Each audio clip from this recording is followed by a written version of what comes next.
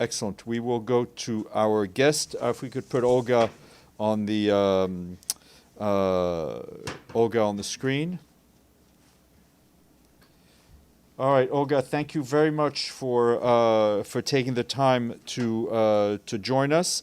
As mentioned, we are joined by Olga Cherevko, who is OCHA spokesperson in Gaza. You're speaking to us from Deir al Balah. I will give you the floor, and then we'll take some questions. Thank you. Thank you, Steph. Thanks for having me. In an instant, this Tuesday, Gaza was given a death sentence. Hundreds of thousands of terrified, battered, and exhausted civilians were ordered to flee to an area that is so overcrowded that even small animals have to search for spaces to squeeze between to move around, where hospitals host their patients in the halls and in the balconies, and clean water, nutritious food, and life are no longer basic rights, but commodities so rare that most dream of having them one day, if they survive the bombings, that is. To the west, the Israeli warship-framed sea, whose ominous waves swallow tattered tents as tides rise. To the east, north, and south, ground forces and tanks are tightening the torque on the disappearing space as drones and fighter jets circle the sky. Their deafening sound is permanently seared in one's memory, a reminder that no place is safe. One dear friend texted me yesterday and said, "I tried to find space in the south, but there is none." His 8-year-old cousin was killed instantly in an Israeli strike, together with several other children just last week, while waiting for some bread to be baked. His daughter just turned 2 and has known nothing but war in her tiny life. When a bomb falls near, she quickly ducks under a table in her dad's community kitchen, where he feeds thousands of people every day and gives sustenance and hope to those who have lost everything. Gaza doesn't need pity. Gaza needs this appalling violence to stop.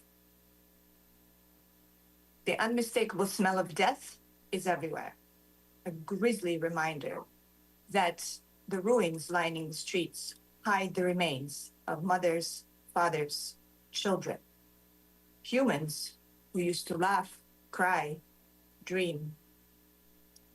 Their lives cut short by the war's killing machines, many to never be found again. On our way back into Gaza yesterday, we drove down barely passable roads as people crowded around our convoy, visibly distraught, pleading for this horror to stop. A small girl walking next to her father waved as she passed. Will she survive this horror? Do world leaders who can stop this war see her as worthy of peace?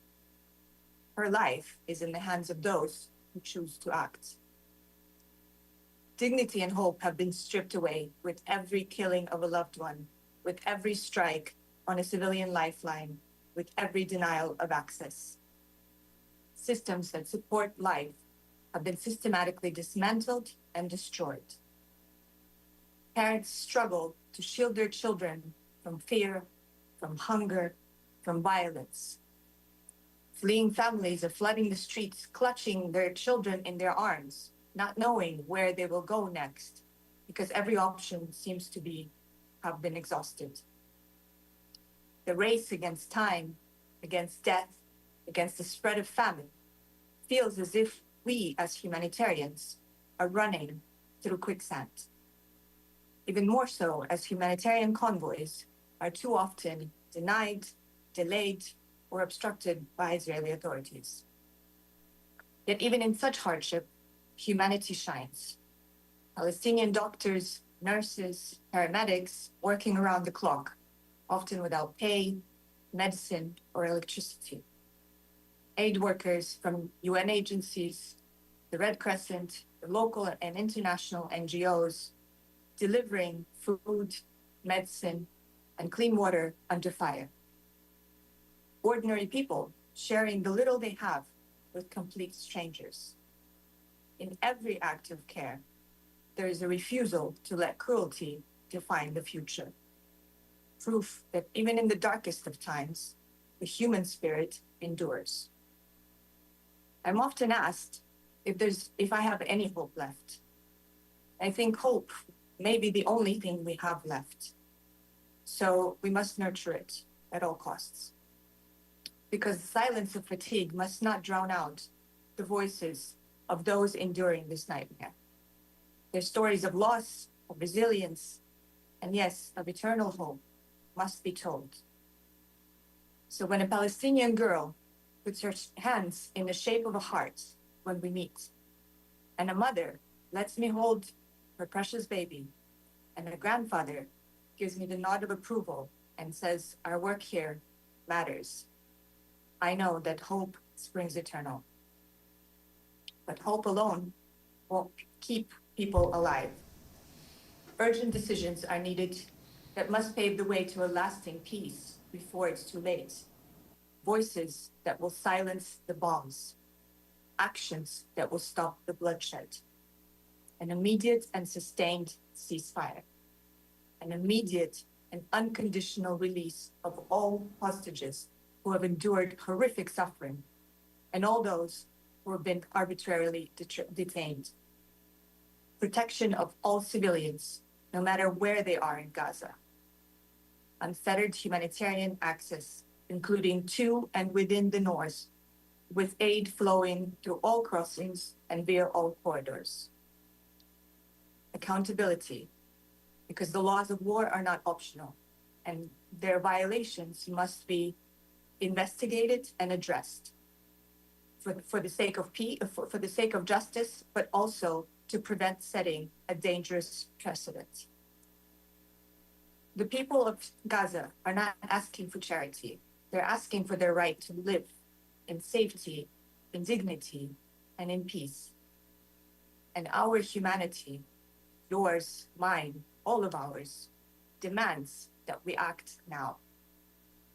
And history will not judge us based on the speeches that we made, but based on our actions. And when Gaza burned, and children starved, and hospitals collapsed, did you act? Today and every day is a new chance for the international community to match their words with action. Don't miss it, as it might be the last. Thank you. Thank you. Edie. Thank you very much on behalf of the United Nations Correspondents Association for doing this briefing. My name is Edith Lederer from the Associated Press. When the famine report came out recently, the experts said that they did not include the far north of Gaza because they couldn't get in to see exactly what was happening. Is there any update on what is happening there? And are there any estimates of how many disabled people are in Gaza City, and disabled and elderly people who would be unable to move out? And what are you seeing in terms of physical destruction in Gaza City as of today? Thank you.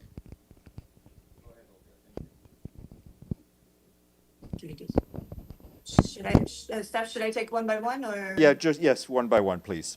Yeah, okay. Thank you for the question. So to the question on the famine report, what we know, of course, since that last report and the last alert that was issued and the confirmation of famine, the access has become even more constrained and more tricky. What we know is that there was approximately 1 million people in total in northern Gaza living there. And regardless of whether they are unable or unwilling to move, the bottom line is that they must be protected whether they stay or leave. And I think what the report, what the alert highlighted is that unless the situation is addressed quickly and effectively, we will see famine spread. And of course, our fears, unfortunately, have been confirmed in every IPC iteration. And what I fear is that the situation will continue to get worse because we see what is happening and we see the operation continuing. And of course, the destruction, the number of high rises that came down in just a few days in the last couple of days, and the number of people that have been killed, and of course the displacement that is taking place on a daily basis is really staggering. And go ahead. And the destruction you were referring to, and the disabled. The disabled, is there any estimate of how many elderly people and disabled would not be able to move out of Gaza City? There are definitely estimates of it. We can get you the numbers if this is something that you would like to get. But of course, again, it's not just if they cannot move. It's also they may not be willing to move for any other reason. And again, the protection of civilians cannot be overemphasized. Thank you. Michelle, and then Abdelhamid. Thank you. Thanks so much for the briefing. Michelle Nichols from Reuters. Just following on from that, the IPC report also warned that, famine would spread south by the end of September if nothing was done. What signs are you seeing any signs that that is indeed happening? And we've heard a lot, obviously, over the past 2 years about the issues with aid deliveries. Can you just tell us, refresh our memories? What are the obstacles that you're facing at the moment? Is there any aid getting in, and how much of it is actually making it to its destination? So on the report, there will be another issue of it being released very soon. Of course, as I mentioned, the projections that it may spread are extremely worrisome. And so far, the conditions on the ground have not changed significantly to address what needs to be addressed. So we see that daily we get reports of people starving to death and dying of malnutrition and starvation, and this is something that we continue to report on as well. And in terms of your second question, which I just forgot, I'm sorry. Deliveries. Deliveries, yes, thank you. So on the deliveries, there are several factors. Yes, there are more things coming in. There are a bit more commercial things, supplies coming in. There is food entering, of course, various aid, food aid. But one, there's still not enough. Two, the things that are coming in, they're not enough for a diverse and nutritious diet of a human being. And if you look at the overall picture, the devil is in the details, really. It's not just about the number of trucks. It is about what is coming in and who is actually able to reach it. Because again, what we've said many times is that the conditions on the ground have to be such that they allow us to reach the most vulnerable first, because they're the ones that need this aid the most. And right now, these conditions are not in place. So to give you an example, I've been at multiple missions where they last a minimum of 12 hours because you ask for permission to move at 7 in the morning, and then you arrive back at your point of origin at 11 p.m.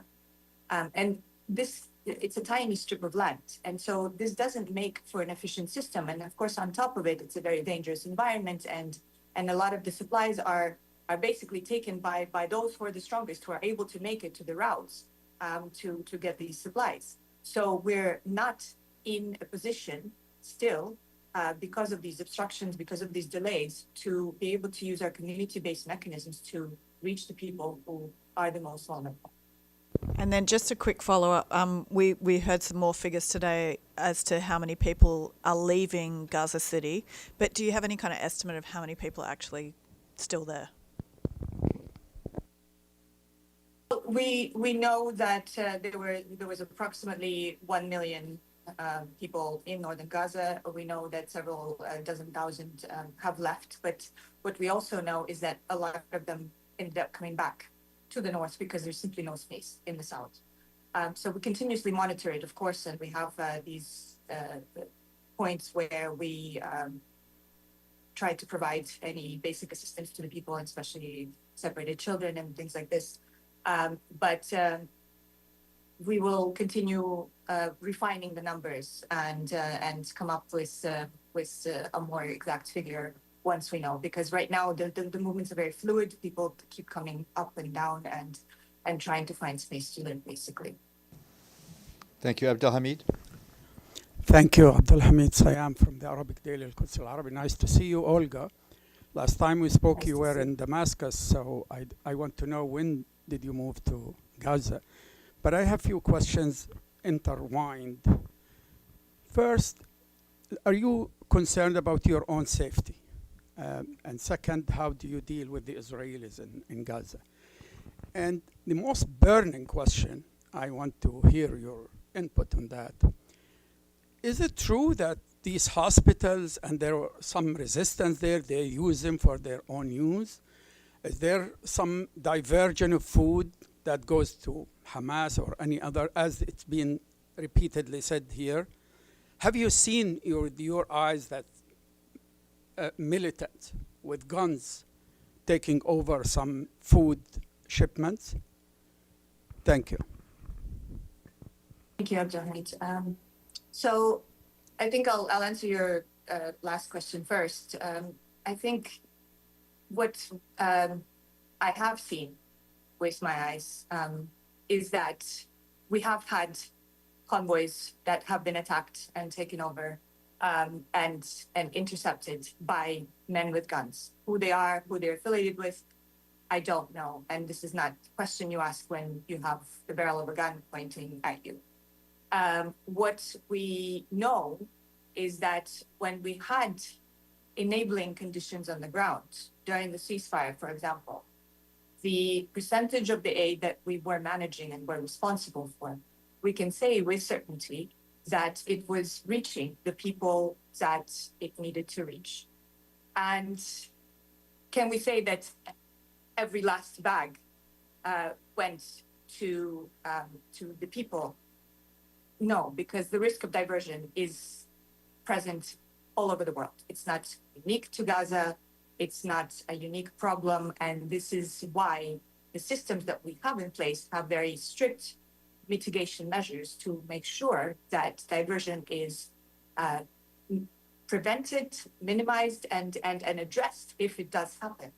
So again, what I can say is that during the ceasefire, we did not have these issues of looting and attacks and these kinds of incidents. And the indicators were speaking for themselves, because we did not have children and adults reports of them starving to death on a daily basis. We did not have malnutrition soaring every month and getting higher and higher.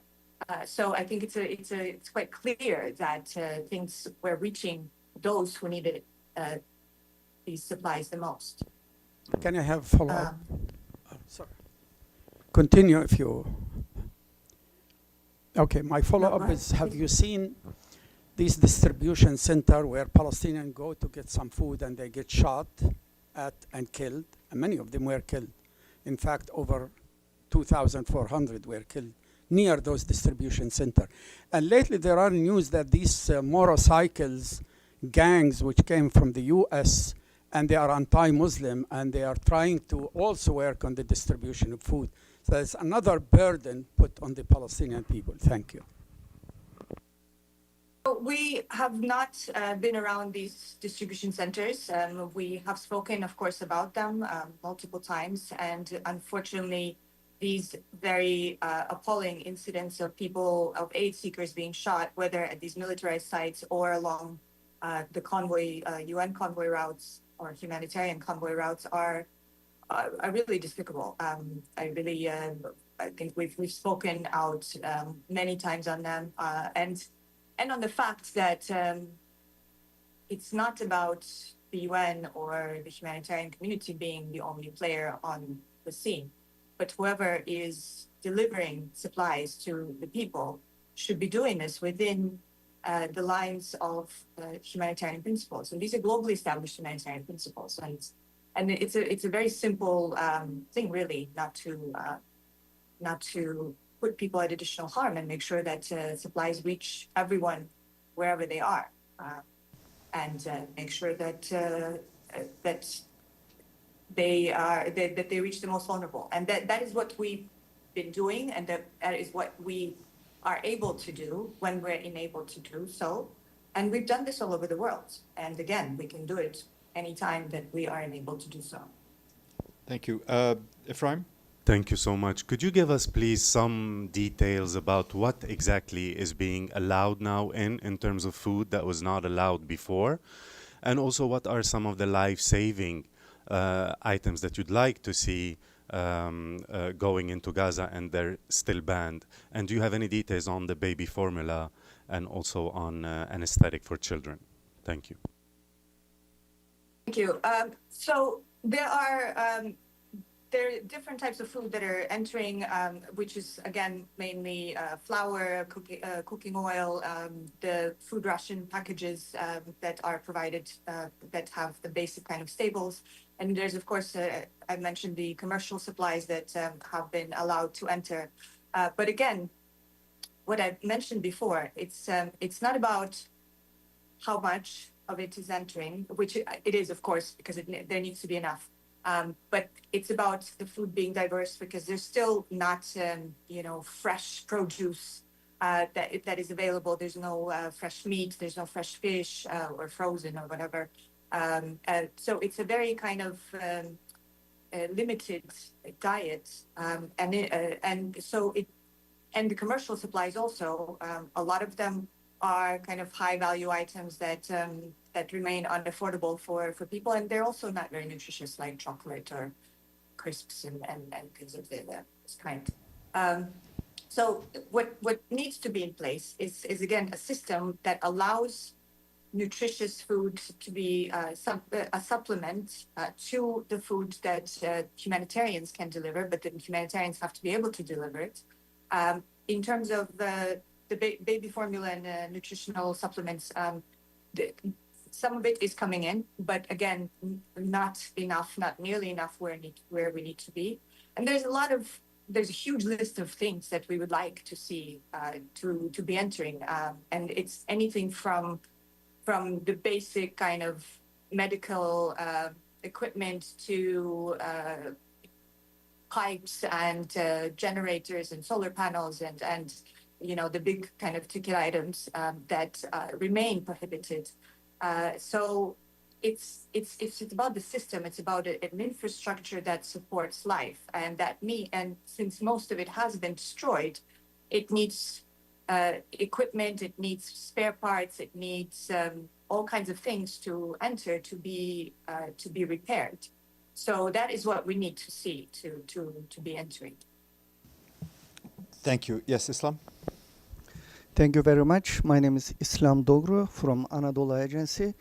I just would like to ask you to elaborate a little bit how you distribute to humanitarian aid.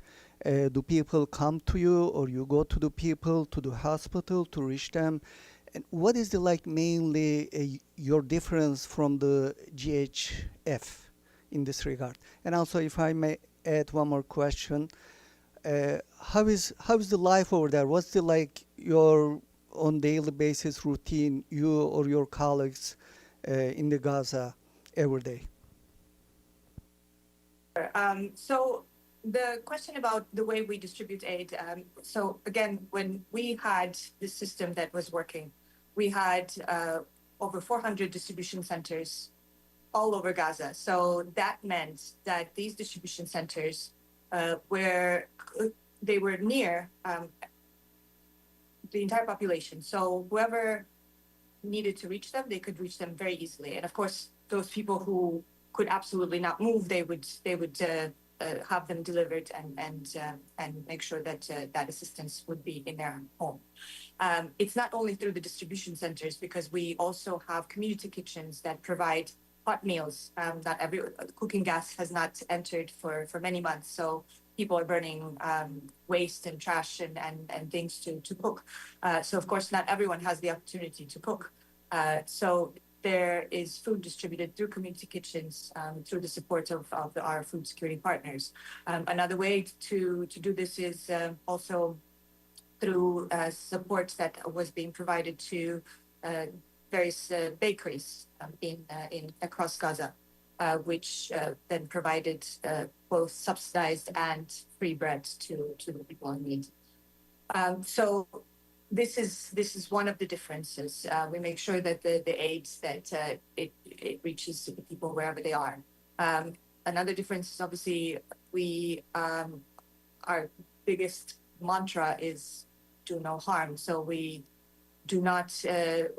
We try to do everything in our power to make sure that people are not placed at bigger risk by having to go to a militarized site, let's say, to collect aid. And then in terms of routine, how our life looks like, I mean, it's very different every day.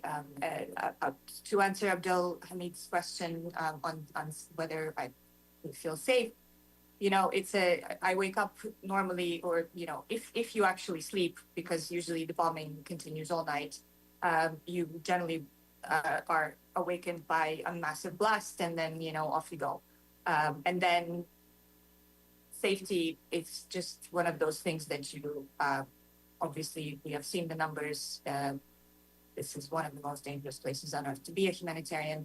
And our day to day is, again, you wake up, you either go on mission, you speak to people, you try to figure out what is coming in today, how we can make sure that we can get it to the people, and how we can make sure that we can save as many lives as possible. And of course, you know, a lot of this is a very kind of difficult process, because if, let's say, I'm going on mission, that mission had to be submitted the day before. If it is approved, then I know that my entire day I will spend waiting in a vehicle at a crossing, speaking to the Israeli authorities, waiting for the next permission to moving through operations, and this is what my day would look like. If my mission is denied, then I have to try for the next day. So I spend the whole day trying to figure out how to get another mission approved, because this is the kind of one step forward, 15 steps back dance that we do. Olga, thank you so much for taking the time. We wish you great safety and success in the wonderful work that you do, and please pass on our thanks to all the colleagues and the teams on the ground, and please take care. Thank you.